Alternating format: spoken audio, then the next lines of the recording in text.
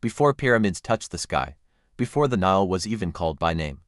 There was Osiris, king of all Egypt, lord of grain, life, and the afterworld.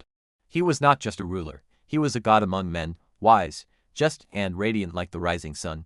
Beside him stood Isis, his queen, sister, and greatest ally. Together, they brought order to chaos, taught mankind how to farm, to pray, to bury their dead with honor. But shadows linger, even among the divine. Osiris had a brother, Set, god of storms, deserts, and unrest. Set did not farm. He did not build. He watched, with a heart twisted by jealousy. Why should Osiris rule? Why should the people sing his name, offer him gifts, build temples in his image? Set did not ask the question, he answered it, with betrayal. One night, under a sky heavy with stars, Set held a grand feast. All the gods were invited, wine flowed, music filled the halls.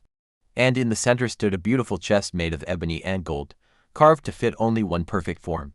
Set declared, whoever fits inside this chest shall have it as a gift. One by one, the gods climbed in, all too tall, too broad, too small.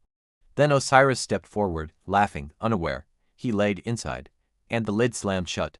Set sealed it with magic and iron nails. He dragged it to the Nile and cast it into the waters. The gods wailed. The land withered, crops died, for when Osiris vanished, so too did the balance of life. But Isis did not cry, she searched. She wandered the earth in silence, in disguise, crossing deserts, marshes, temples.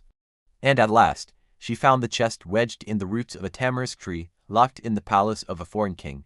She stole it back, hid it, prepared to bring her husband home. But Set found it first.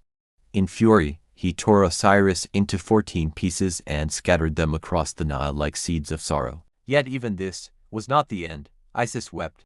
But her tears did not fall in vain. She reclaimed every piece, except one, lost to the crocodiles.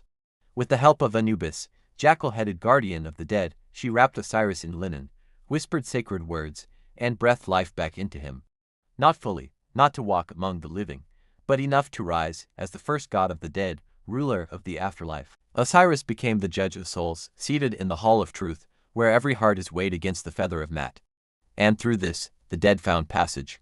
Burials had meaning, and the afterlife had a king. Set would go on to face Osiris's son, Horus, the falcon god of justice.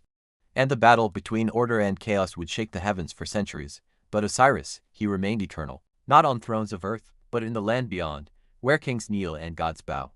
To the king who would not stay dead,